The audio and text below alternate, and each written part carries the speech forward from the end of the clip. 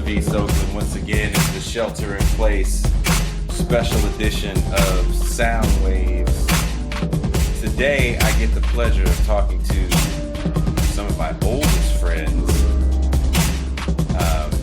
from Richmond, California, local Bay Area music legends, Unjust. Hey. Oh, man. Oh, geez. Live studio audience. The live, I don't have a clapping. I don't have a clapping thing for this one. I usually do this in studio at Soundwave, and it's a lot more fun to do it in studio. So, and I am kind of sad because I haven't seen either one of you guys in real life in some time. So, it's been a minute. It's been quite a minute. That being said, Unjust. Every time I look you guys up, it calls you a nu metal band. I don't want to call you guys a nu metal band. Paul does have a pierced eyebrow. Maybe that's why you guys are a nu metal band. Is that why? No, I had a pierced. I have the hole, and and the same thing with the one in my lip. But it's not a. Yeah, I didn't do it because I did it because there's one guy that I looked up to that did it, and he did it on the Angel Dust album, and from then on I was basically I needed to get my eyebrow pierced because Mike Patton got it on that album. What a copycat! What a copycat! I was 12 years old. That's what happens. That's what you do at 12 years old. You try to be like heroes. No, I get it. Your band started. So just a little background. We all went to junior high together. Yes. At Adams Middle School in Richmond, California. We were bust. We were bust over there. Who was bust over there? You were bust over there? Were you bust in? I was bust in. No. On the yellow bus from San Pablo to the hills, to the better school. I was supposed to go to Helms. It wasn't a nice school. You're supposed to go to Helms. I was supposed to go to Helms, and my mom, she pulled the privilege card and said, "My son will be going to Helms," and worked it somehow. Because Adams was what do they call it? A gifted and talented school. That was yes. Yeah. I mean, I was the same way. I was driven in because we didn't have a bus that went out to. I lived with my grandparents at the time, and they lived in the cuts and like almost not Point Richmond, but more like Second and Bissell. And then I ended up moving to 42nd Street. Paul lived across the street. Paul lived across the street. What? Me and Paul walked to school a few times. From Bissell? Yeah. Mm-hmm. No, from 42nd Street. 42nd. I'm sorry, for 42nd. Yeah. Hey, so Paul lived across the street from where they made the hot lunches for the school. I did. That's real. Did you really? Yeah. Yeah, where they made the aluminum foil pizzas. I lived by Lincoln Elementary because I went to.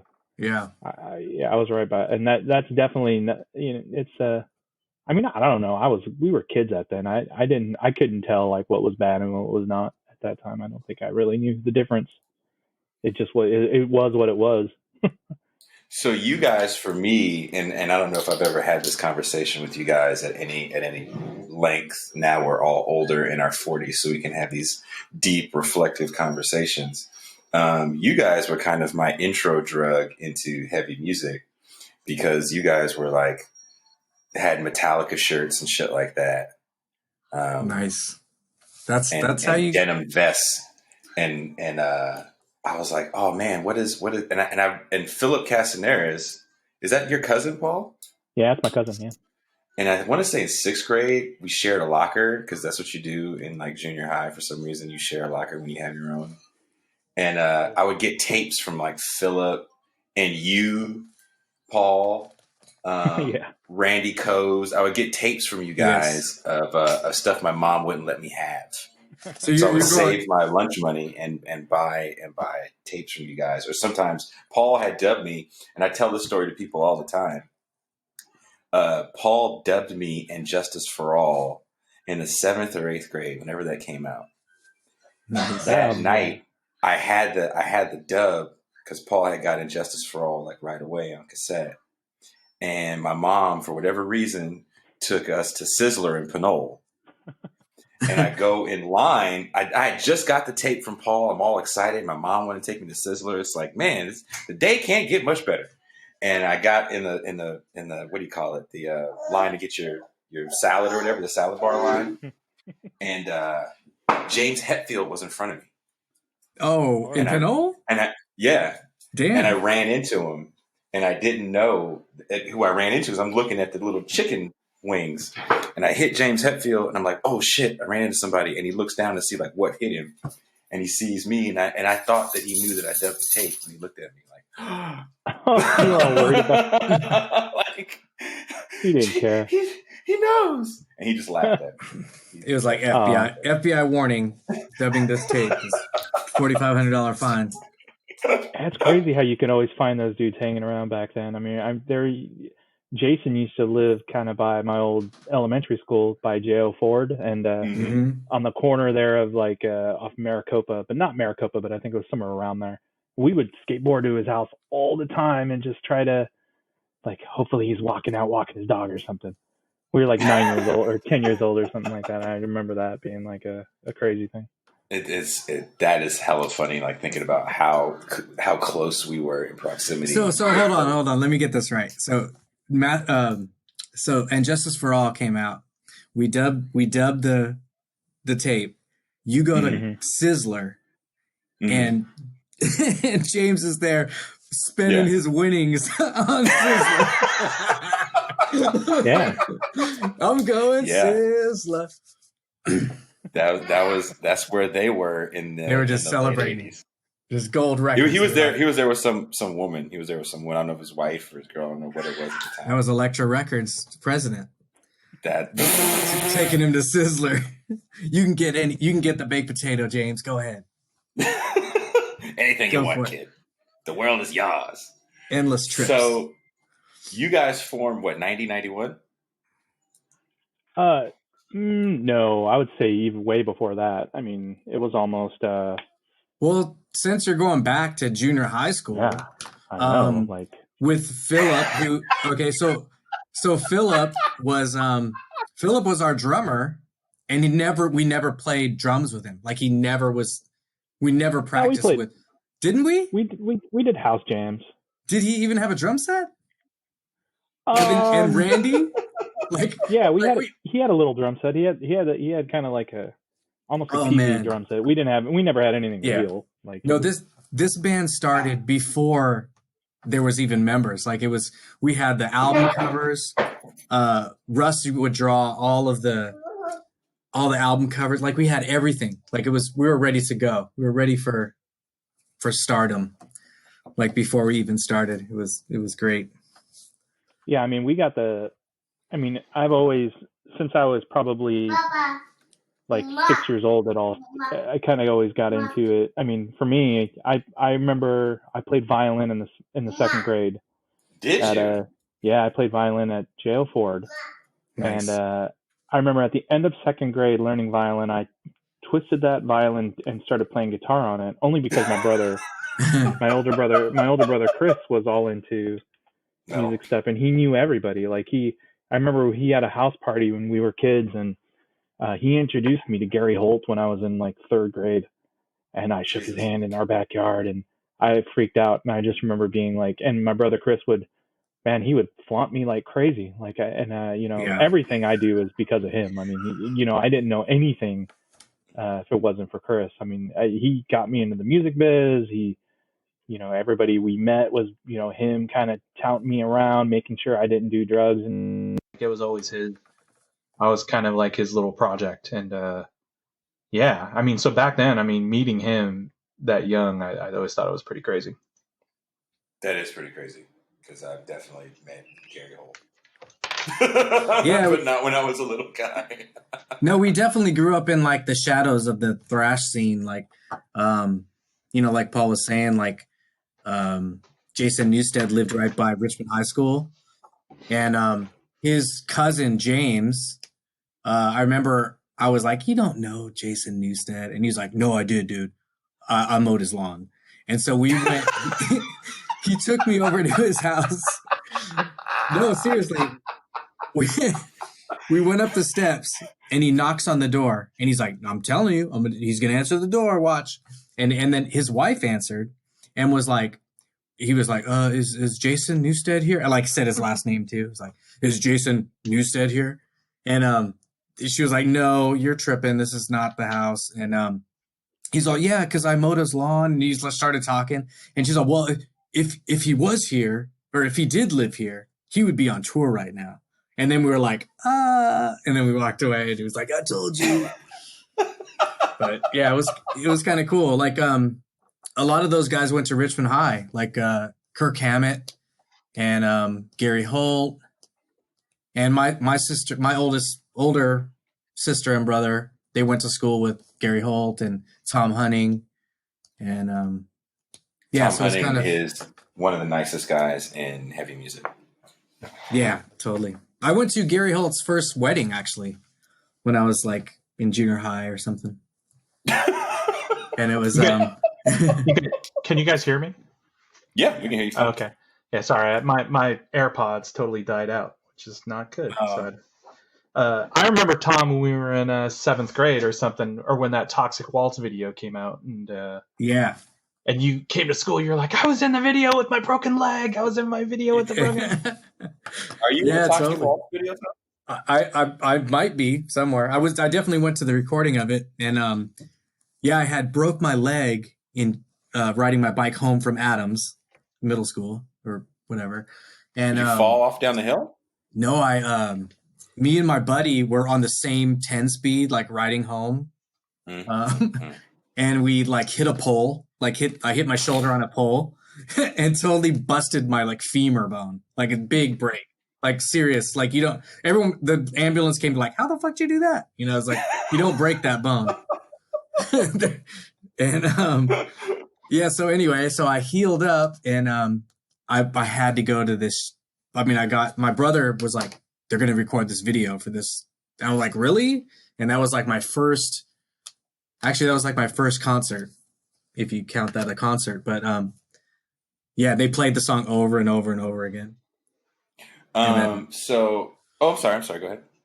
No, it's good. I sat there with my mullet and headbanged, and you hella had a mullet. If you freeze frame it, I had the mullet. Well, I remember once. So we have a mutual friend, Eric Cordero, and he was telling me his first show was Unjust. He said it was the Berkeley Square. He said it had to be like 91, maybe 92. I think he said it was 91. He said it was Unjust, the Deftones, and who's those guys from Vacaville? Papa Roach. Papa Roach. And he said Eric that was his first show. And Eric is a goddamn lie because his first concert was Brooks and Dunn or some crazy country shit. That's for you, Eric. Love you, man. Yeah. But do you remember anything from that show or no? Not that one. No. Do you remember playing shows with Papa Roach and the Deftones back? Oh yeah, yeah. We played a lot of shows with those dudes. I'm sorry. Go ahead. Yeah, I mean we played. I would say a lot with, especially the Deftones. I don't think we might not have played a lot with Papa Roach. We played some with them, but we played a lot with Deftones. We traded a lot of shows for a while. Yeah, that might have been. That was before my time with Unjust. Yeah, but I going back a little bit to like junior high, I was the original singer of Unjust, and and my voice changed, and it was totally hilarious. It was totally Brady Bunch style, and my voice would crack. To change. So I got kicked out. Real quick, and we went through several phases of different singers. And then finally, Paul kind of stepped up and started singing. And everyone was like, "Oh shit, Paul can sing!" And that was all Patrick. Patrick was the one who did that. Yeah, I mean, he's the one. He's the one who forced me to sing. He was kind of like he bounced. He had out the long hair though. Shout out to fucking Patrick. I saw Patrick came to one of my shows. I think last year, kind of out of the blue, and I hadn't seen that dude in a long time. So shout out to Patrick. Yeah, Pat had the long hair, and he looked like the singer of Violence. And he would do the half mic Chuck Billy thing. Do you know the Chuck Billy thing? Yeah, I know exactly what you're talking about. So you pull the half mic out, the stand out. Yeah, well, at that time, I mean, as kind of when I was in junior high, and Pat, like we were all into, like that's when like I remember my brother bringing home like Blind Illusion tapes, and we would listen to that. Yeah. And Pat was all into Violence, and so I started listening to Violence off of him, and so Pat was all we both loved Sean Killian. Like Sean Killian was one of our faves growing up, and then the singer of Death Angel as well was like those were the dudes that I know for me I was like, oh man, those guys are fucking cool. And so Pat was totally Sean Killian style, which I think we all were. You guys go see any of those the Sean Killian shows that they did for him when he was sick? Yeah, we did. We went to one of them. Yeah, we went to the one. Yeah, we went to the one, that big one in the city. They're doing those rehearsals at Soundwave, and I remember like I have to walk through that stage room to get to my room. I didn't know they were going to be there. I just remember walking in there and seeing like all of the '80s thrash metal, kind of in that room. Like everybody was there. I loved it. Yeah. So your guys' sound, I mean, I vaguely remember the Unjust demo from our 8th grade year, so it's got to be like 90, 91, right? No, our 8th grade year was 89. Jesus, we're old. Yeah. So 89, you got a demo. Yeah, right? Or no, 89, 90. Like that's when, because I started high school, I think in 91. And we were already playing shows by then. I think our first show was October 6th, 1989 or 91 or somewhere around there, 90 or we just. Do you remember who it was with Defiance? Oh, that was the Gilman. No, that was at Gilman. Yeah. Yeah, the Gilman Street. Yeah, our first 3 shows were at Gilman. They were awesome. They were super fun, and we had a blast. I mean, I think I know a friend put it on like Facebook and started talking about it, and they're like, oh, look at these 13-year-old kids. And I replied, I was like, dude, I was 12. I wasn't 13. Like, but your sound definitely changed from the thrash years of the late 80s, early 90s. Like what for you guys decided where you were like, you know, let's do something more than just this kind of basic Bay Area thrash stuff and kind of expand the sound. What was the moment for you? I think a lot of it happened when I started singing.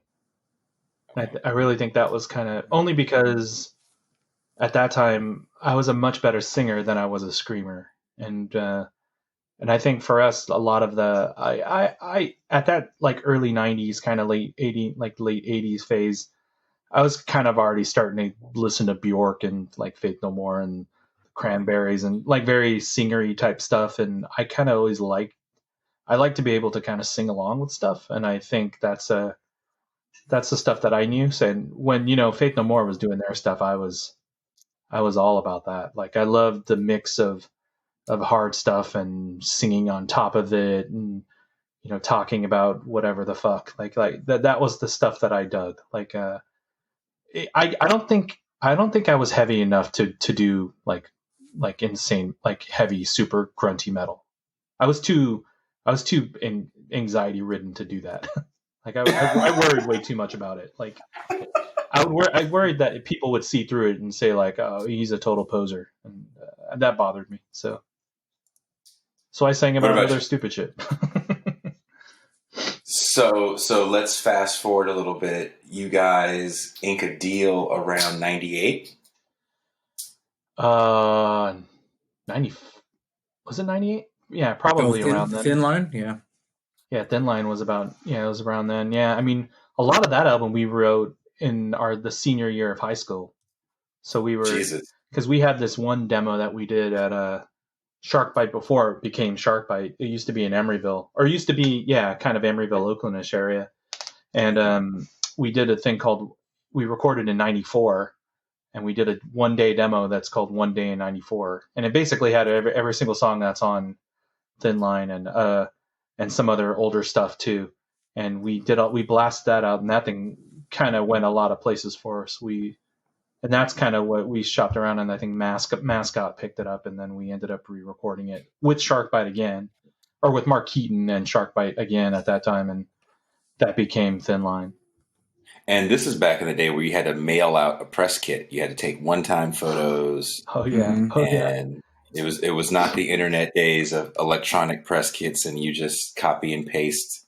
There was actually work involved and money involved to mail out press kits for the most part. Yeah, I mean, we weren't really like super pro until Eric Wong joined the band. I think at that time we were like, if we had, and Thom wasn't in the band either, so like you had a band with like me, Russell, Seth, and like none of us, we just like to play shows and have fun doing that. Like we weren't really great with booking shows, or kind of like we didn't.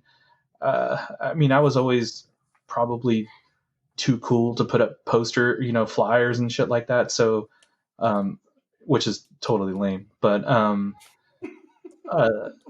so we weren't really good at that. It wasn't until Eric got into the band that he was like, okay, we're going to do this right. Like, I'm going to shop around. I have friends at Mascot Records. We have all these, I know the people that book shows, and he kind of took all that and honestly did that for a long time. And then until Thom joined, and then both of those guys started sharing that duty, and basically were the PR machines on pretty much everything we did after that.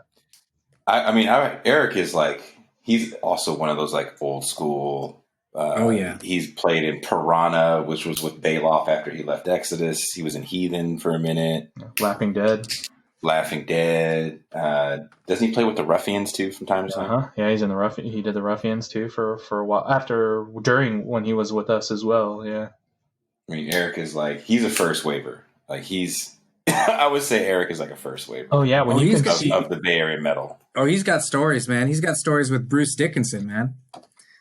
He's to have that guy in your group. When you see him, next time you see him, ask him about Bruce Dickinson giving him backstage passes to get chicks to go backstage and shit. Hella funny. Like, he's got stories. You gotta check with him on that. I ran into Eric at a show we did in Crockett at Toots Tavern. I ran into him super randomly, and I ran in like Sandy Meadows, like hella old school people, super randomly at that show. Fucking Richmond name dropping. Yeah, I know, right? Jeez. So Eric gets in the band, you guys sign with Mascot, and you record the first record. How would you describe the change in sound from the first record? Is called Thin Line Emotions. It got some pretty.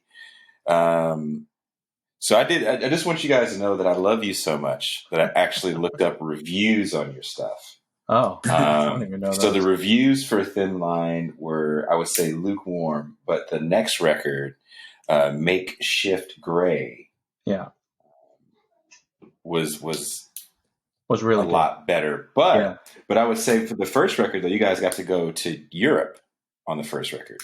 Yeah, I would say that we did not go to Europe on the second record. Was not because they didn't want us there. It was more, I think, because we just never did it. It was kind of our bad more than anything. I think that was because I think Makeshift definitely had way more buzz than any of or had a lot of buzz as well. I mean, that's when Thom joined the band. That's when we started getting kind of ethereal keyboard stuff in there, and like it definitely opened up stuff. During Thin Line was kind of like a spillover from all the demos and all the stuff that they wrote before, all the kind of real heavier stuff. And I was playing in another band called Impact, and we would play with Unjust all the time. We'd play with Papa Roach and Deftones and all those bands. We were kind of like rival bands. Impact was a little bit more funk, Chili Peppers kind of type band. But we would always play together, and then that band broke up, and me and Paul have been, good friends since like you said, since junior high school. And I remember Paul would always bring me demos for Unjust. He'd be like, "Oh, check this out. What do you think of this?"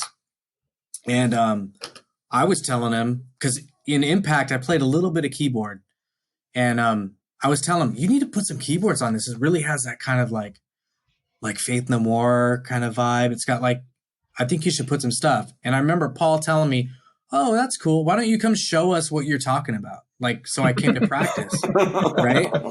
No, he was just like, come, and I was like, "Yeah, I'll show you what I'm talking about." And then I'm gonna go join some funk band later, and then he said, "Why don't you come back?" And then I came back, and like after like 5 times, I was like in the band, but he didn't tell the band. Oh, So wow. I was like in the band, and there was like, we got a show coming up, and then like I don't know, I was just in the band. You showed up. It was very You weird. showed up. They were like, we have a show, What's show that up, doing? and but that's when kind of things started changing. We started adding a lot of keyboards, and Makeshift Gray had it was kind of that was the transition, I think. Yeah, I mean, How would you that was describe the one. That was the one when we were in the studio recording it. That was the one that I think like first opened Sharkbite. That we did. That was the first album done there. That we like recorded the day they finished putting the paint on the wall. Like, and we knew we were really close with Mark, and like Mark did everything for us back then. And because what Mark was at another studio, right? The Sharkbite. He was Sharkbite. No, but Emeryville. before Sharkbite. Fantasy? Was he at Fantasy? No, there was one. He was always Sharkbite. Where did you record Jackson the Street. day in one day in '94? That's Sharkbite, but it was in its old location. I see. Oh, okay. So then, he sold that and got that awesome Trident board, and they built the stuff at Sharkbite around that. And so the first thing he wanted to do was us, and so it was that album. That was the one where, remember, we were recording, and then like we got the email from like Billy Gould or something or other, like saying like, "Oh, I want to come down," and and we were like, that's not really him. He's whoever's doing this is, and like lo and behold, like a couple hours later, he was there with like, because I think we fucked around and said like, bring like a bunch of beer, even though like a lot of us didn't drink beer, and he did, and he came there, and that's when and then he ended up releasing Makeshift, and I think that kind of got us a lot more. Or he kind of helped us with Makeshift. I think he did end up releasing it towards the end too. So I don't remember the biz, but we definitely got a lot of like that. We had a lot of meetings and stuff after that album, a lot. So, and the reviews were pretty good on that one. The reviews were very good for that. Yeah, England really liked it. So the reviews were very good for that record. How would you describe the scene around that time? So now we're talking like 2001, 2002. What would you say the local scene was like at that time? That was pretty Berkeley Square-ish, right? Like was it still Berkeley Square? Berkeley Square. Berkeley Square might have been gone at that point. Blake's. We played Blake's was a thing. The Pound. We played Blake's a lot. The Pound. The Pound. A lot of it was the Pound. And then and at that time, that's when we started kind of touring and leaving the Bay Area too. We would go to Portland and Seattle. We started kind of making little trips up north. We started going down to LA. Mm-hmm. And then that's when we kind of went on things with like 36 Crazy Fist, and we went to Alaska. Well, that was more glowish, but I think we started meeting. We met them around that point, and kind of, and Skin Lab and Machine Head. Like Adam actually sang on the first album. And then so did Adam Steve, from Machine Head, right? Yeah. And Steve Escobell's on the first record too. He is, he's on the first record as well. Yeah, he did some chorus stuff for us on that thing, which was pretty fun. So you get some good love on Makeshift Gray. You're doing a little bit of touring, and then Russell, who is a founding member, leaves the band. Yeah. I mean, I think some of that was I think it was more. It just, I don't know if he left on his own kind of type thing. It was handled a little weird, and there's plenty of times where I kind of feel pretty lameish about it, but it's it didn't really end super. I think a lot of the styles were just kind of twisting up at that time. Like we were kind of in the mode of getting into like glow type stuff at that time, and I wasn't really creative sure differences. Yeah, I guess that's the term. No, so we're still trying to get away. Yeah, we're still really close with him. We're still really close friends, but he was the old school thrash anchor of the band. Like, I mean, if you see Russ right now, he's playing those riffs still. Like, if you hand him a guitar, he's going to be like, you know, dun, dun, dun, dun, dun. He's just, that's Russ. Like, And he's playing them awesome. Like, he still plays really good. So solid. He's solid. Yeah. I have seen Russell. I actually run into him from time to time. Well, now we're all locked down, but I was doing some work at Drake's birthday party in the city, and Russell was there. It's kind of fun. He's a sheriff now. Yeah, the sheriffs were all there doing security. Oh, he's heavy metal sheriff. So Russell leaves, and Mike Marino comes in and takes over guitar duties. And around the Glow time, we were all pretty close around that time. Yeah. We're all hanging out all the time. How would you describe the transition from doing Makeshift, which was a lot heavier, a lot, I guess, screamier, to Glow, which was a lot more radio friendly? Were you trying to get a little more radio friendly, or was that just a natural maturation process from? I don't think we ever really talked about it being like. I know that I think naturally we were going that route. Like, we definitely liked choruses. Like, we were definitely into singing stuff and like being allowed to sing along with things and kind of getting pretty hooky. I would say the kind of thing that really kind of I think pushed it a lot was on Makeshift. We wrote "Come Feel Me," and I think that one. Yeah. Got a lot of play, and that's when like Live 105 started playing, and I think like Aaron started playing. Shout out to Aaron Axelson. Yeah, I mean he played it a lot, and you know it's funny because when we wrote that song, I never thought that song had like a hooky thing, or I didn't think about it that way, and I just kind of wrote it. But I think vocally I kind of just wrote that part, but then like I remember Thom always telling me like, oh, that's the jam, like and I was like, oh really? Okay. And then I'm the biggest sellout of the band for sure. I was like, huh, okay. And then I think when Glow happened, it just I think we just kind of all in the mode of like super chorusy stuff. Like I really wanted to start singing more. I think Thom started playing a lot more. We were getting a little more comfortable in that style, and honestly kind of getting out of the phase of like I knew that. Like at that phase, I'm like, yeah, I'm not really a super heavy singer. So like, I'm just going to embrace like what I think I do well. And that was definitely that, I think. So were the shows different as far as who you were playing with at that time from who you were playing with from Makeshift Grade A's to Glow? Like, was there a fan switch over for you? Did you notice anything different with the audiences? I wouldn't say that. You think, Thom? I don't think that it. I think what happened is it got bigger and it got a different crowd got added into it. We got kind of the younger crowd, where before we were the younger band playing with older bands. I mean, before when we were all kind of had that thrash vibe, but when we with Makeshift Gray, we started we were older, and the bands were like younger, and I don't know, it's just like we had a little bit more opportunities. We had more radio. We were getting more offers for touring and management. That's when things kind of opened up for us. I mean, Makeshift Gray still has some thrash in it. I mean, it's definitely a heavy album. Yeah, I think so. Yeah. Oh, it's got some it's definitely. But we did a video. I mean, for "Come Feel Me," we filmed a video like a professional video. We had like a crew come out. Like we had a label behind us at this time. Our label was based. For it. Yeah. That's a big thing. But I mean, they had the big cameras. It wasn't like an iPhone video. It wasn't. And we had like lighting setups. And all lighting. That. Yeah, makeup. Like it was crazy.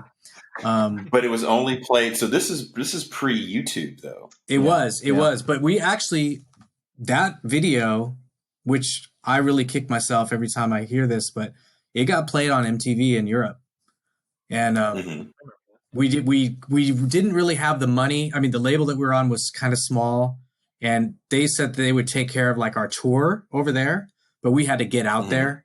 So it was like it wasn't going to be a completely funded tour. So we were a little bit kind of we weren't 100% positive everything was going to be all legit with the tour. So we didn't capitalize on that. We should have went out there and toured while we were getting video play. I mean, that would have helped us out a lot. But Yeah, I mean, if we had 2020 money back in 1999, we could probably make that work a little better. Oh, it's difficult to get it's difficult to get anywhere. Yeah. I did it last year. I went to Brazil. Oof. And you get paid in Brazilian money, which is definitely less than American dollars. But yeah, we never did experience is anything worth in South America. That was something that I always thought would have been cool. I knew that amazing. That like going to Mexico would be pretty fun to play out there. Amazing. Mexico. You know what's really I think the struggle was real with us because, I mean, you know, Paul went to school. I went to school. I was a graphic designer. Paul was doing animation, and it was like we started getting really successful with the band, and it was like, what do we do? Do we quit our jobs? We're just getting started in our other careers. It was like, man, really hard, because at that point, that would have been the time where we quit our jobs, we start touring, and just go punk rock. But we, you know, it was tough right there. Yeah, I mean, it was especially, I think, with Brian, you know, having the job that he had or his business that he had, and I started working in film at like 98 or 97, summer of 97, and I think at that it became kind of like, well, you know, it needs to almost, you know, I mean, I really loved doing both, but it's hard to stop doing this that I also really love, and it's very stable compared to, you know, what buddies in other signed bands are doing, and they're working their asses off and they're still like living in 2-bedroom apartments, you know, like it was just, I don't know if that like lifestyle's like all, like, it sounds amazing. And I know when we were on the road, it was so fun. Like, I think it was like playing live was so fun. Recording is a blast to me. I love everything that has to do with the studio. Like, that's like one of like I can do that forever. And it's just, it wasn't, I think, especially when Glow came out, it just started not being feasible. Like, I think like towards the end of it, that's when like bands started getting dropped a lot, and like you weren't selling albums anymore, and it was like, oh man, it's just, well, those days of like getting huge advances and stuff were over when we started getting big, or we started getting some attention. So it was like, well, we were right at the end of that. Yeah, that's also kind of funny. We missed it by like 5 years. If you think about your guys' trajectory, though, it's kind of funny when you think about the trajectory of your band. You know, we all came up as kids when these dudes that are much older than us are getting fat ass record deals and buses off bat. Yeah. And by the time we get to the point where, all right, we have a polished product, we're ready to go, we're show ready, we're tour ready. Where's my bus? Oh, sorry, not in the budget. Yeah.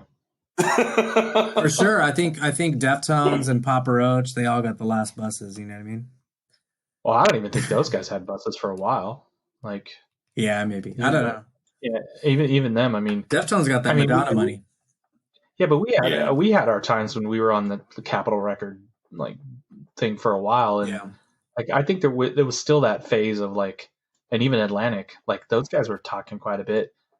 I just think what bit us there was partially they didn't feel we were hungry enough. You know, we were always pretty comfortable with. They would always ask, they'd always ask, "Hey, so you work for Pixar?" Yeah, you must love your job. I'm like, yeah, I love my job. They're like, that's not the answer. Which is interesting because I remember like watching you guys from the outside, and I was good friends with Mikey, and you guys got ESP endorsements, and I think you guys got free strings. Yep. That was nice. So it was like, oh man, you got a deal. I got a skateboard endorsement. That was dope. Yeah. There you go. I didn't even skate. Right? Like from the outside looking in, it was like, oh wow, like why aren't they doing more? and there definitely comes a point where people have to make some sort of life choice. Yeah, that was kind of it. And I think even at that, I got a lot of shit for that.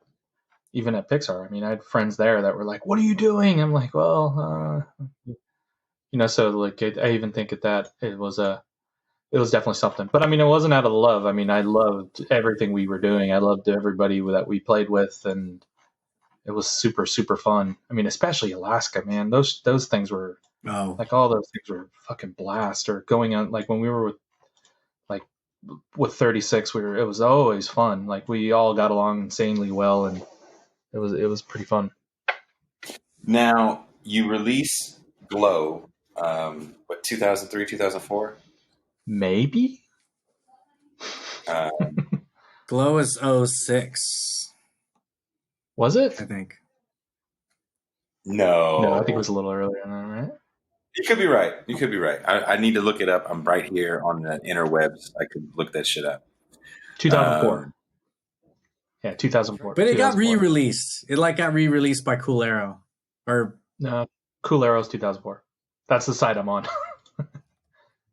But I think, yeah. But with that record, you guys did your first U.S. coast to coast U.S. tour, right? Was it the end of Makeshift?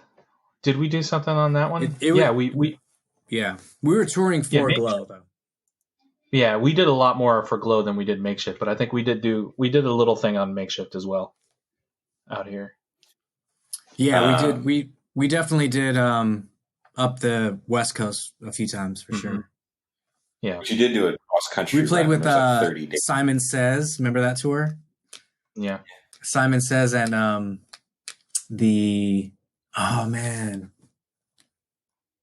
love that band too. One of the guys from Simon Says is in a band called Horseneck. He's a singer of a band called Horseneck, which is really awesome. Oh, really? It's him and the drummer from Chelsea Wolf. It's a pretty badass band. Huh. Okay. Or no, was it Simon Says? No, what's the other band from? I'm sorry. There's another band from SAC. Far? No, Shorty. Oh yeah, okay. Shorty. Okay. Yeah. We played with them quite a bit too. He's from one of those SAC bands. I forgot. But you guys did a coast to coast tour. Were you after that tour? Were you kind of all right, no more? No more. I think we all had fun with it. Oh, for sure. I think it was a blast. I think it got harder to get everybody off at the same time, type of thing. Mm-hmm. But for that long, yeah. But for the most part, I thought it was pretty fun, and it was definitely, there's definitely some Mexican food out, and oh yeah, I think it was Wisconsin. Jesus, that kind of stuff. I remember being like, man, I gotta get back home. I can't. We were in our 20s and I can't eat that. What? When I got home, I was like, man, I miss Mexican food and black people. Because it was Midwest is definitely lacking both of those. That is the thing that every time I get back from tour, especially if it's a domestic tour, then I definitely I hang out in a city like San Francisco and just sit in downtown San Francisco and look at different kinds of people, because people forget once you leave major metropolitan areas, everybody's white. For real. Yeah, I remember for us, one of the fun things on that whole thing was when we went down to the South and we went to New Orleans, and then we drove through somewhere around in the outskirts of New Orleans, and man, that stuff was awesome. I love New Orleans. So remember you bribed those cops with the with Pixar stuff? I don't. What was that? Oh, that's a good story. Don't get in trouble. So Brian didn't tour with us because he's got this business, a construction business. So we got our friend Chris Myers filled in for that tour. So we told Chris, hey, we're going to be going through the Bible Belt. It's probably not a good idea to bring any weed or anything, right? So, of course, Chris has hella weed with him. And we go through a dry state. I think it was Tennessee, and it's a dry. It's and even Eric, who's Eric's been around and toured and played with all these old thrash bands, so he knows about weed. He knows about that all that good stuff. And he's like, yeah, Chris, don't mess around. Don't mess around. Sure enough, we get pulled over because we're a van and a trailer with stickers all over it. And they search the car, get the dogs out. They find the 10 sack that Chris had in his sock drawer or whatever. And they're just like, we're all going to be in trouble. And then we start talking, and Paul ends up, they start asking where we work and what band we're in, all this stuff. And Paul ends up, somehow Pixar comes up, right? Yeah, Eric brought it up. Like, Eric, I was name inside. dropped. Eric name dropped it, and then we started talking about it. And I think it smoothed shit over, didn't it? It did. It did. It saved us. It saved us. I think they did take the weed. I mean, we did not get away with the weed, but I think did you give him a DVD or a stuffed animal? You had something on the car I don't think I did. I remember I was carrying around. It was something that you had from Pixar. That I might have gave him my business card to like give me an email or something. Okay, but maybe. I don't think I had I wasn't carrying around a Woody doll on tour. You're like, here's a Woody doll. Here's one for you. Woody doll. Pull the string. Yeah. You don't really want to take that weed from us, do you? Woody doll. Saved by Woody. We just got Paul fired. We probably just got you fired. Yeah, I know, right? When Up came out, I was on tour when Up came out, and me and my ex were at a movie theater in Alabama, in Birmingham, Alabama. I remember this so fucking vividly. And it was like the only thing playing was Up. By the time we was like, let's go see a movie. And so we go watch Up, and I hadn't seen a fucking animated movie in forever. I'm like a shitty dad. I don't watch cartoons with kids. I do now, but I didn't. And I'm watching Up, and everyone's crying in the first 5 minutes. I'm looking around the theater. Everybody's in tears. I remember texting Paul like, I don't know, man. You guys just made the most amazing movie.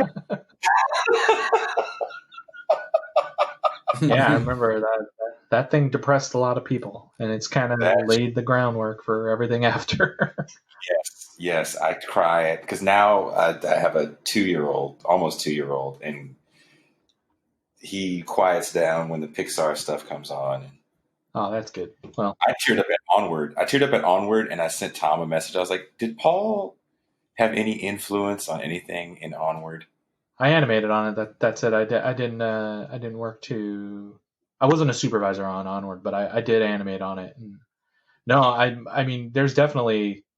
I mean, A, I love D&D shit, and B, like the Barley dude, it's definitely my brother Chris. So that's what I was thinking. Oh, that's what everybody thinks. I think everybody's like, "Oh my god, that thing is so your brother Chris." That was a very sweet movie. Yeah, but back to Unjust Business. So you guys released Glow.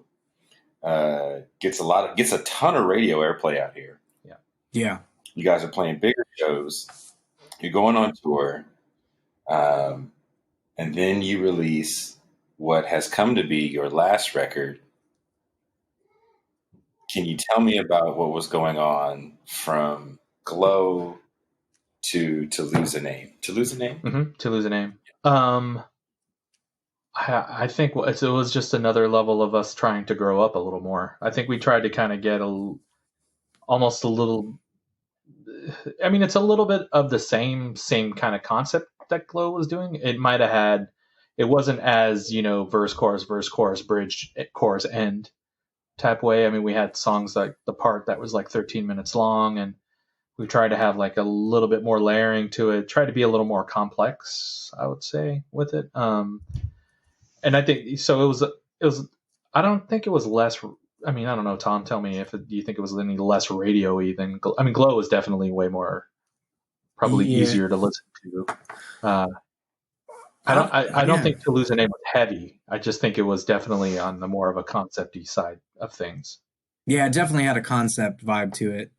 I think that's kind of like once, like from Makeshift Gray, we started like having more keyboards, started experimenting with different music, and then Glow kind of like, we kind of got to this one level, and then like To Lose a Name was, I think, full circle. I think it totally makes that path. Like there's a lot more keyboards on To Lose a Name. I mean, longer songs like Paul's saying.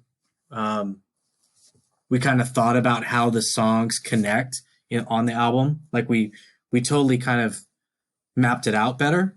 Like, so, I mean, that album, you kind of have to play it in order. I mean, it's very much, it's almost not Coheed and Cambria. I had the demos.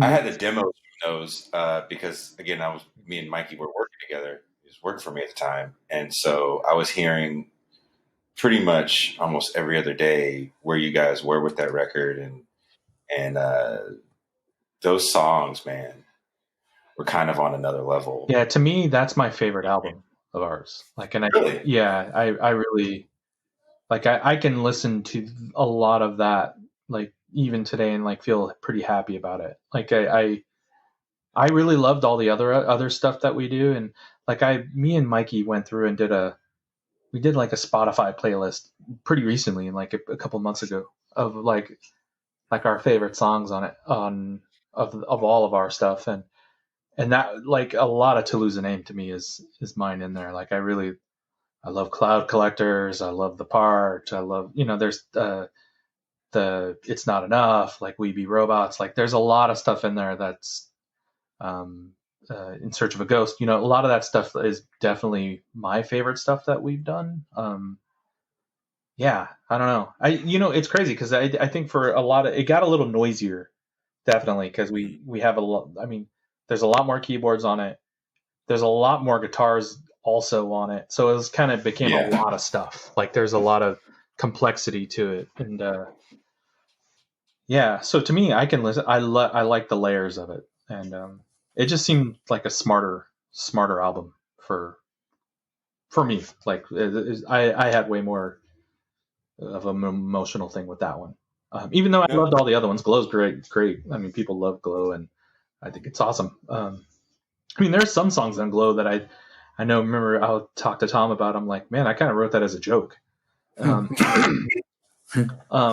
I didn't think people were. It ended up kind of like people really liked it more than I thought, and I think that song, for instance, is like Falling. Like, I knew when we were like, that definitely was a stretch for us in like the kind of songs we were doing, and I was like, yeah, this isn't really something I would normally write, but it was fun, and we were having a blast in the studio writing it together, like in our jam studio, but I didn't think people would like it as much as they did. Like, I think Thom did. Thom always made people. I remember seeing like girls sing along. I remember like going to shows and seeing girls sing along to that shit, and like Way Out. Oh yeah, well, I think we all liked Way Out a lot. Yeah, and Tired, like people liked a lot of that stuff. That was definitely a very singy album. Like, you can really kind of. No, I got a lot of shit for that band from the band from Falling. That was definitely our.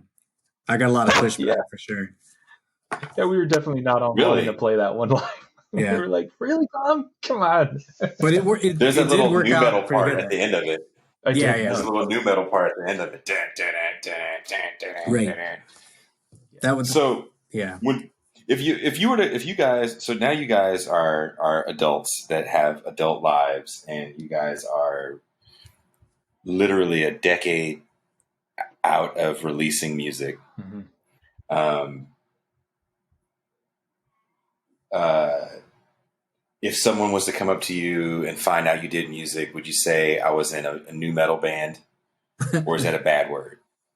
We did a whole show on here. Our second show on this podcast was "Is new metal a bad word?" I don't think we would ever say yes or no. I mean, I don't know.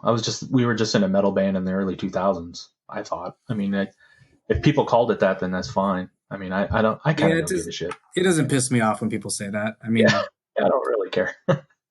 We have to explain it all the time. I mean, yeah. I mean, you're a part of. You mean you kind of. I mean, because I get a lot of that, and I get a lot of emo stuff too. Like, everybody's like, very emo. I'm like, yeah, okay, well, I don't. What does that mean? Like, you have feelings? Yeah. Like, fine. Okay, oh, my kids say we're in an emo band. Most people that I talk to say that too. Like, do your kids say that like they're trying to like punk you? Like, no, they like sissy ass dad. No, they like, are they? Yeah, they don't know what new metal is. But they do know emo. I don't know why they know that. I don't know why a 12-year-old knows what that is, but But like, It's still a thing. Yeah. It's coming back. Yeah, it's still Yeah. and that's fine. Like, All the '90s stuff is hip again. what, like Nirvana and like like No, Marcy's like Playground and bullshit like that. No, like Snapcase and Oh, Glass Jaw. Oh well, GJ's always been awesome. Were you a Glass Jaw fan? Oh, dude, I was a huge Glassjaw fan. Yeah, that. I got to work with Todd Weinstein, Oh, I don't know him, but I was a big Daryl Palumbo fan. I was the singer. singer. Yeah, I was huge. I loved everything he did. Tom did too. I think me and Tom we were kind of always right, Tom, or did you not really dig them? I liked him. I liked the more of the sellout stuff. Yeah, I was gonna say, When they signed their deal. I think when I it like got the too hit. kind of weird, like yeah, exactly. Tom likes good choruses. I like the hits. I can get down with the weird. I'm the Britney Spears of new metal. So who would you say were your contemporaries then? Because every time we were talking about this before we started recording, but you guys always get lumped in with new metal, and I think there's a little bit more to your sound. I would lump you guys more into bands like Thrice and maybe even Thursday than I would new metal. Yeah. But I definitely see why you get the new metal moniker because, I mean, you guys also came up in the 90s with bands like the Deftones, and there's a smidgen of that sound, but I mean, it's all that. I think the thing is it's the combination of all that, and I think that's where like even if people talk about like Faith No More today, like they get that same thing of like what are you guys like? Nobody really, and I think we were kind of in that same realm of like, you know, I kind of just like all this shit. I kind of like pieces of everything, and we just kind of. I mean, if you asked me to like write an album right now of like what I kind of like to listen to, it'd probably be the mixture of like, you know, still singing stuff with like power trip shit or the Sword like type music, you know, and it's like, whoa, that's a trippy thing. It's like, yeah, well, that's what I like. I don't know. So that's I think it's interesting. Like when we did the new metal episode, we kind of joked about it and definitely had a long conversation about the genre and things that I found problematic with the way people looked at that genre. And I don't think you guys are new metal, but going back and listening to new metal music, because we make a playlist. We try to make a playlist for every show. And trying to make a new metal playlist was literally like nails on a chalkboard.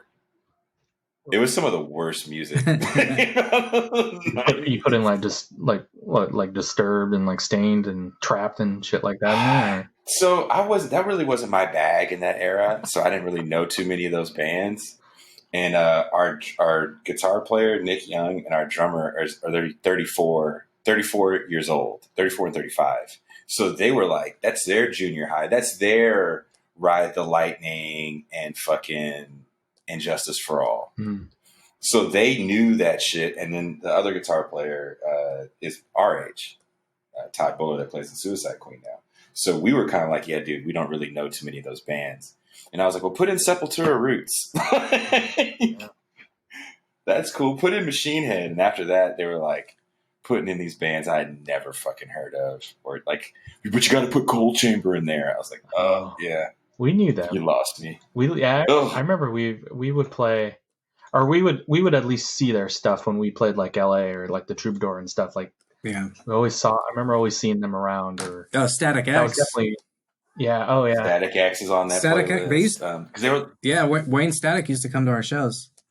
Yeah, I've met him a few times. Oh no shit! Yeah, he was really cool. No shit. He was. I mean, I think he was a fan. Like he always said he was. But I saw him at NAMM, and he was like, "Oh, hey man, Unjust," and you know, and he came to see us at the Troubadour, and I think the Whiskey.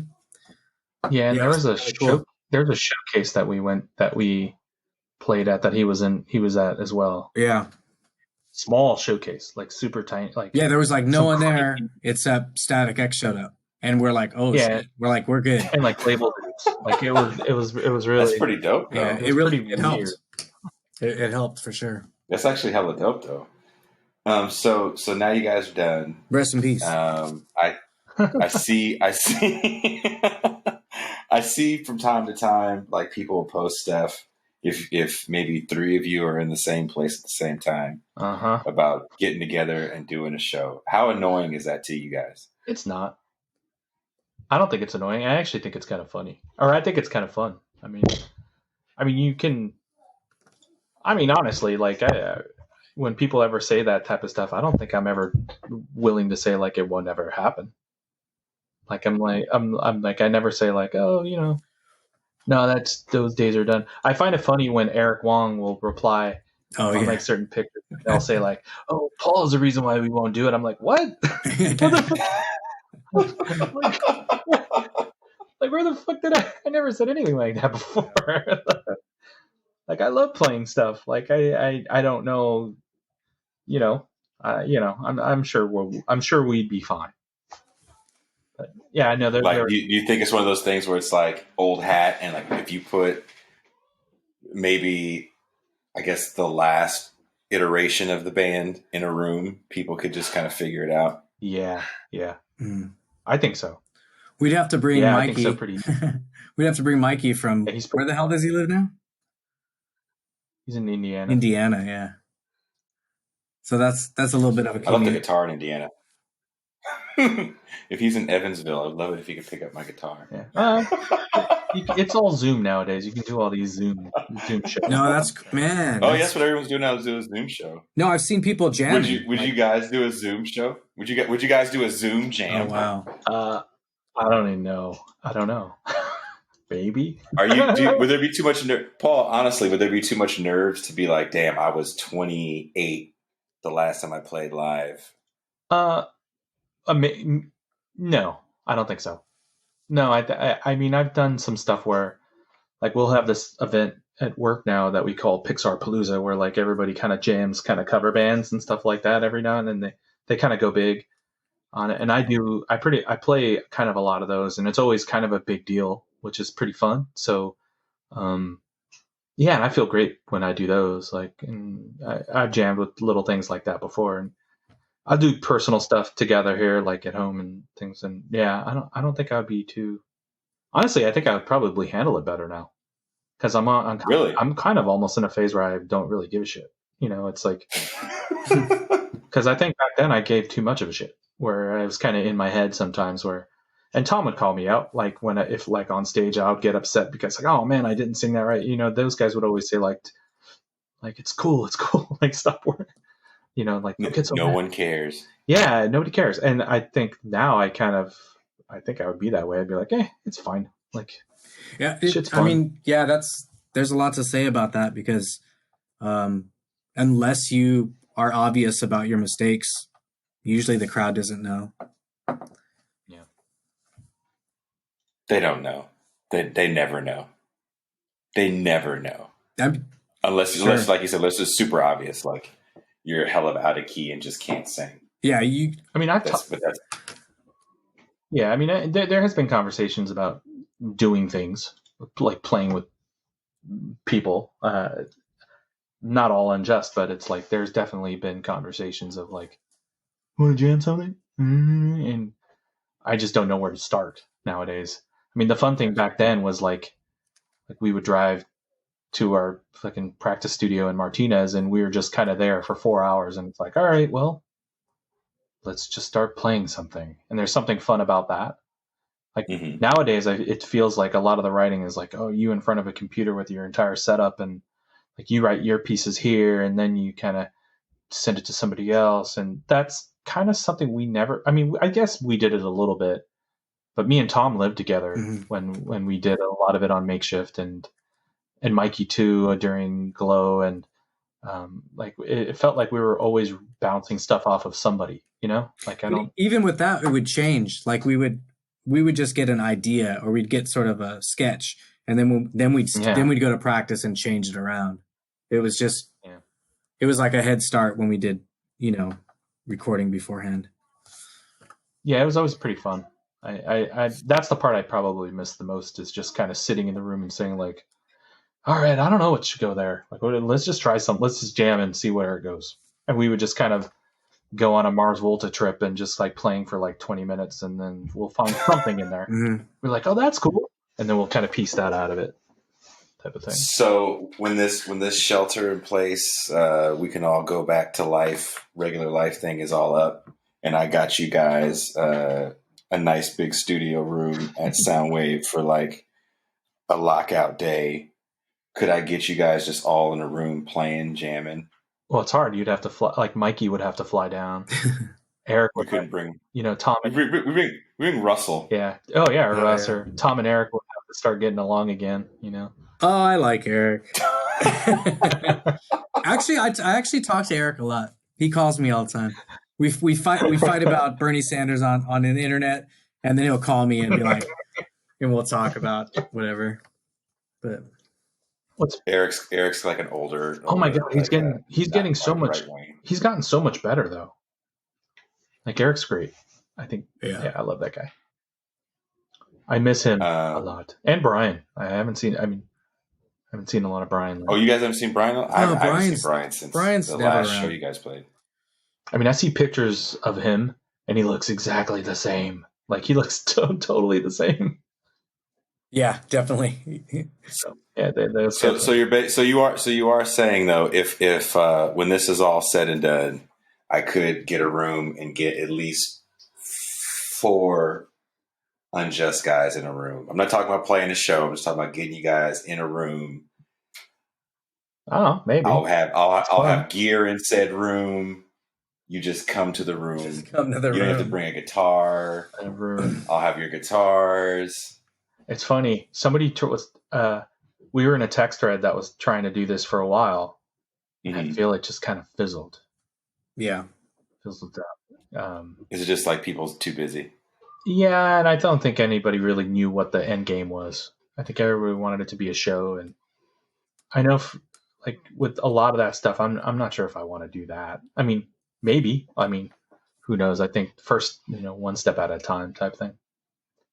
And it's hard. I mean, you're so busy. Sometimes you have a lot of things going on. Like Tom has 7 kids. I have I have 2 kids. All that kind of jazz. Where it's hard to kind of find that piece, but maybe we'll get our kids in a room. Could, we'll get you can have our kids, and you start a partridge family. But Unjust. It's like a Muppet. I'm a selfish fan. I'm a selfish fan. I would do some shit like that. Like get your kids in a room and be like, all right, teach them Unjust this songs is how you guys play. And Menudo their this Menudo come feel me out. This is how you play it. Man, my daughter Nora would love it. She would love to see us play. She talks about it all the time. That she just, which is funny because like she'll just go to YouTube and try to watch me on there, and then I sing at home, and she's like, can you stop? I'm like, well, really? Are you serious? Yeah, Dad's not cool. I don't know, but I'm like, Dad's not cool. Like people used to like hearing me sing. No, you're not. Yeah, my daughter lets me know that I am not cool. She will come see me play just to tell me how cool I'm not. If you're not on TikTok, you're not cool. Yeah. Like you're not. Sorry, Dad. You ain't shit. Yeah. I'm totally fine with that. So what are you guys doing now? Just animation, graphic design, both of you? Yeah. Yeah. I've got pretty much. I've got a very boring job at the county offices in Marin, updating websites. If you have an addition to your home, I will upload your plans for you. But it's good. Oh, you're a very important man. I got benefits and all that stuff that bands don't provide. I'm a union. I'm in the union, and I can't be fired. Like, yeah, I mean, no, I'm kidding. Yeah, no, yeah, seriously, there's no firing going on. No, for me, same stuff. I mean, just working on. It's forever changing. Whatever what we're doing. Like, there was a phase where we were doing movies all the time, and we're still doing movies all the time. But now we're looking into other things, and but it's all fun. It's still pretty exciting. Yeah, it's crazy. I mean, this whole pandemic thing kind of is thrown in. This whole pandemic thing is just You're mad because it's been handled so badly. You're sad because it's being handled so badly. Oh, and Yeah, I mean, it's weird. you got to feel bad for the musicians who are just like full time made that Mm-hmm. jump, you know, and they're just that's all they do is tour and all that. I mean, you're done. I mean, are you going to survive? Yes. 3 more months of this? No. 2 more months of this? I mean, they were barely surviving. Cats are hurting. You know, as it was. Cats are hurting, and I think the musical landscape is going to look really different when this is all said and done. Mm-hmm. I work for larger music festivals, and I know a lot of people took financial baths when Coachella was canceled. Yeah. Oh, really? Mm-hmm. Oh, that's not cool. Mm-hmm. Yeah, I mean, there's a lot of that shit going on. I mean, people getting like furloughed off their jobs and things like that. Like all that stuff is pretty shitty. Like, it's a bummer. I mean, I will say there's the other side of it. I mean, all that stuff is bad. I mean, yeah, I think people can rest a little bit and kind of try to find like hobby things they can do. But I mean, when you're so stressed out on like paying things, like how can you feel super comfortable with any of that jazz?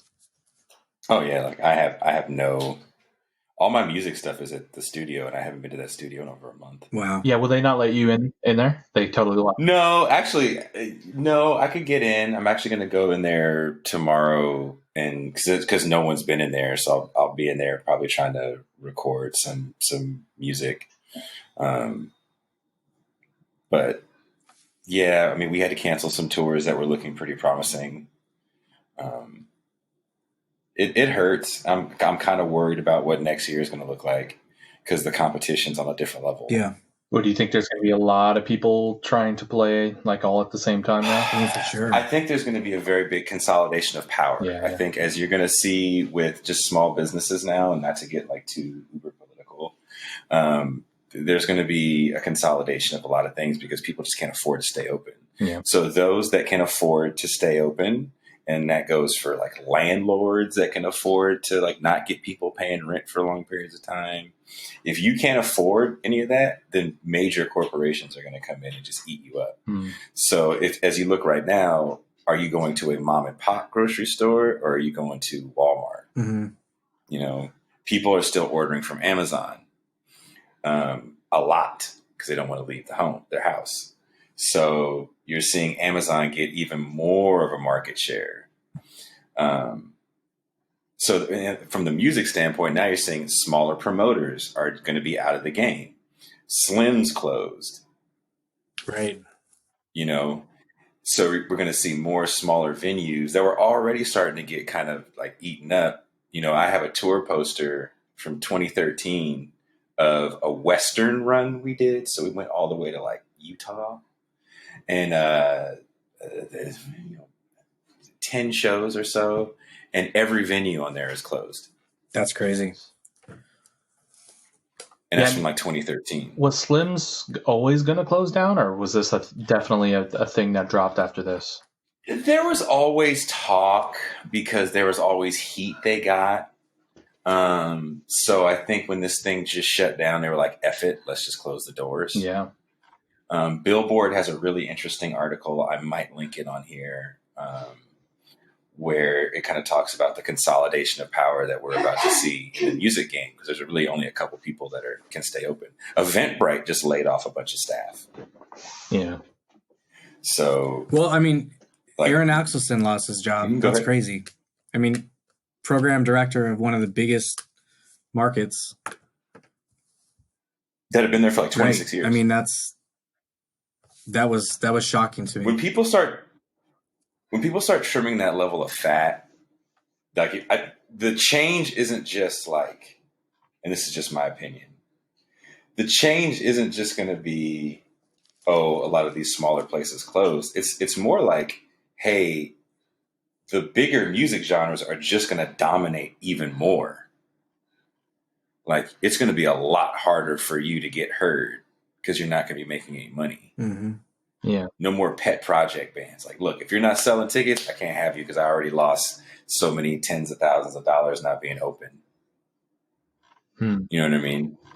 Yeah, see, that's not fun to see. I mean, we already don't have a lot of places for younger people to play out here anyway. I mean, There really isn't. I mean, it wasn't definitely nothing like it was in not even the like early 2000, like even the 2000s. Like felt. I mean, at least we had Blake's and stuff and these other little places, but it was like, I mean, that Berkeley Square phase and Omni and Stone and the Pound and on Broadway phase, like that stuff was like, man, you could, like I said early on, like we were playing every 2 weeks, Right. and you know, you can argue that we wanted to play more than that, or some people wanted to play more than that, you know. Mm-hmm. Like you could make it happen. I just like now, fuck, man, I can't imagine anywhere playing, or even if like kids want to play those kind of places. I mean, the funny thing is, like I was telling my wife that like my oldest daughter, she's still a few years away, but she's about to turn 12, and like that's the same year I played my first show at the Gilman. And it's like, and it's not cover tunes. Like that was actually stuff written. Like it's a trippy phase that like that I don't see. I that's too hard. Like how the fuck are you going to have play dates at the Gilman? Like it's everything. Like Maybe definitely a trippy thing. we're gonna be back to house shows on another level. Like there was a band. Yeah. I want to say Norma Jean. It was Norma Jean. They did it though. It was awesome. That album's fantastic, by the way. Their new album is fucking awesome. I haven't heard it. Oh, it's great. I got into it with their singer on Twitter. Oh, really? Yeah. Oh, is he not cool? He said kind of. Oh, I didn't know that. I knew a bunch of guys from that scene. I got to know the Under Oath guys. Okay. Pretty well, which they're good dudes. That dude just said something that kind of. I was like, give a fuck. I'm nobody, so I can say some shit. Yeah. Huh. Okay. I didn't know that. I still own all their shit except for this latest. Yeah, the latest one's really good. I'm a huge fan of that kind of crazy shit. Yeah, it's pretty great. That one and the Power Trip album is one of my favorites from last year, or the year before last, whenever it came out.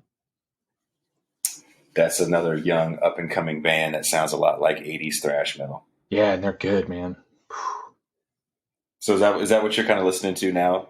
A little bit, yeah. I kind of like a lot of that stuff, but then it varies on whatever's around. But there's something. I mean, that Power Trip album, I really love. I was really into the Sword for a while, especially during like Warp Riders. Like I really loved that album a lot, and the Gods of the Earth before that, and things like that. Like I love that kind of like just dirty bassy guitar type stuff. I think that stuff's fucking fun.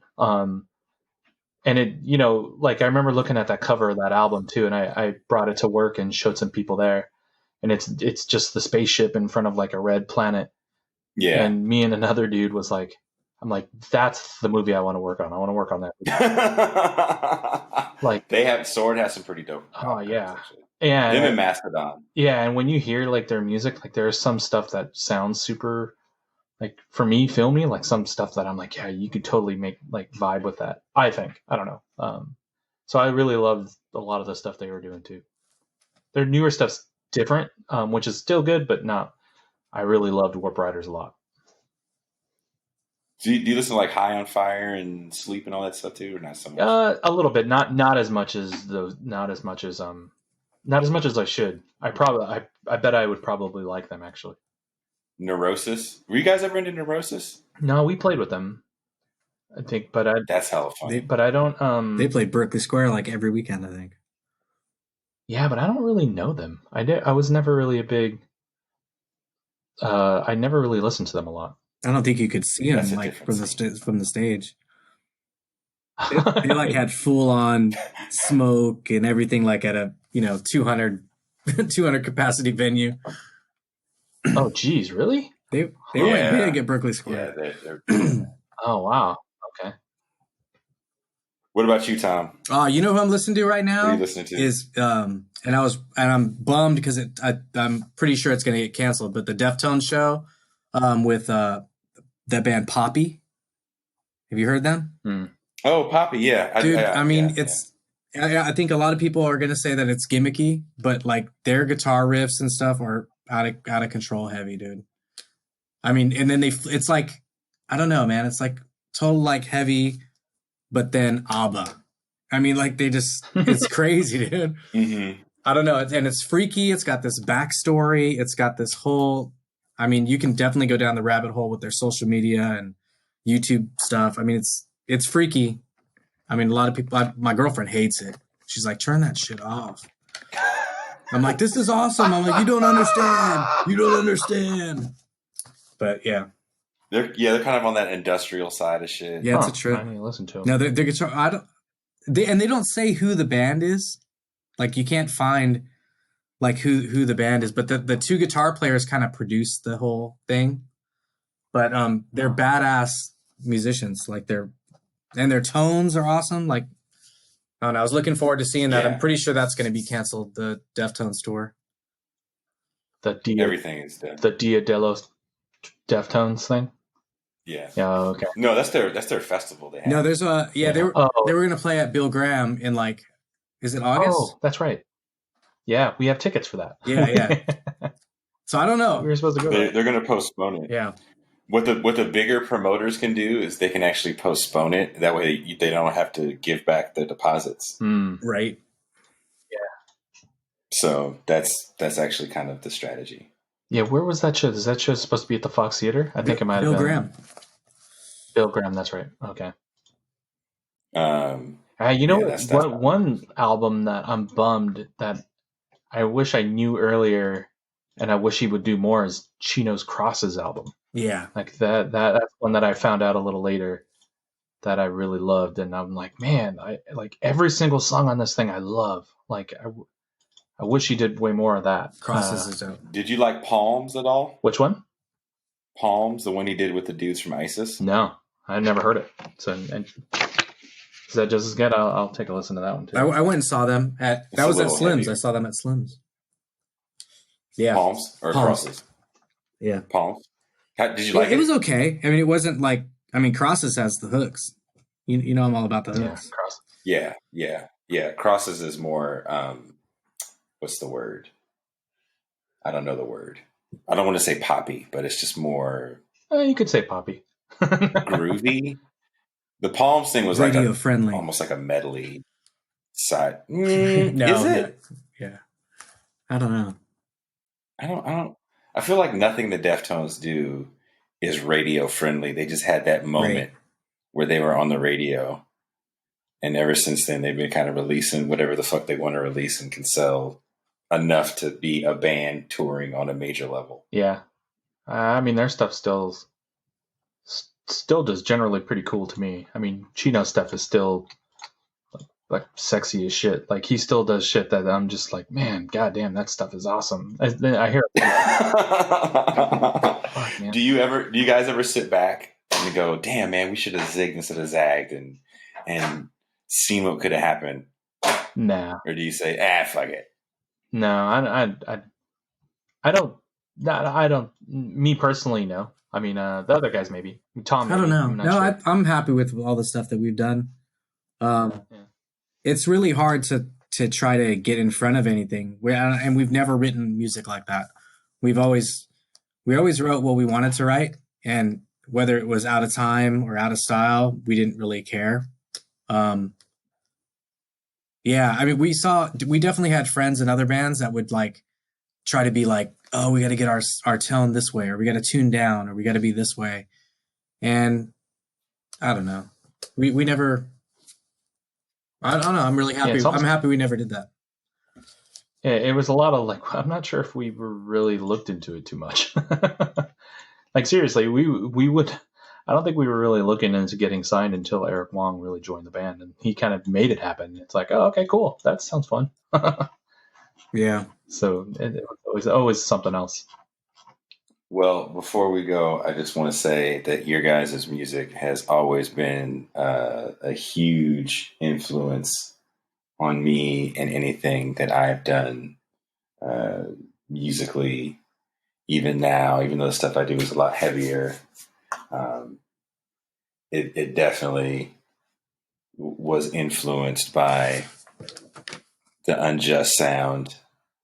And I appreciate you guys for making those 4 albums and letting me hang around for some of that. That's awesome, man. Thanks, That's man. awesome. That means a lot. There's that many times where me and Tom get to talk about it, or me or any of us get to. I mean, we don't really kind of go out and talk about it too much anymore, so it's fun. No, I was playing actually your a song from you came up on a playlist I have. It was Sunday Morning. Yeah, notes from a Sunday morning. And it came up, and my girl goes, "Oh, what band is that?" I was like, "Oh, that's Unjust." And Tom happened to be on social media, and I think maybe he was saying something because I post a lot of stuff on social media that Tom comments on, and I was like, "Hey, I'm gonna get you and Paul on," and he goes, "Well, I don't know if Paul wants to talk politics." I was like, "Nah, I'm not gonna have a politics show. This will be the non-politics show." Let me take a step back for a second because I'm getting too mad at the world. So let me. Yeah, it's easy to get that way right now. Let me talk to some people I haven't spoken to in a while about an era that I miss and their trajectory, and then I'll get on writing this piece I'm writing about blue magas and and why you should vote for Shahid Buttar. So yeah, I'll read that when you write that up, when you put that up there. Yeah, you should. I try to be very, very historically accurate and all that other shit. Cool. Well, thank you guys. Yeah, thanks for having us, dude. Yeah. Don't hang up just yet. I'm gonna play some music, so don't hang up just yet. Okay. Yeah, I'll be here. All right.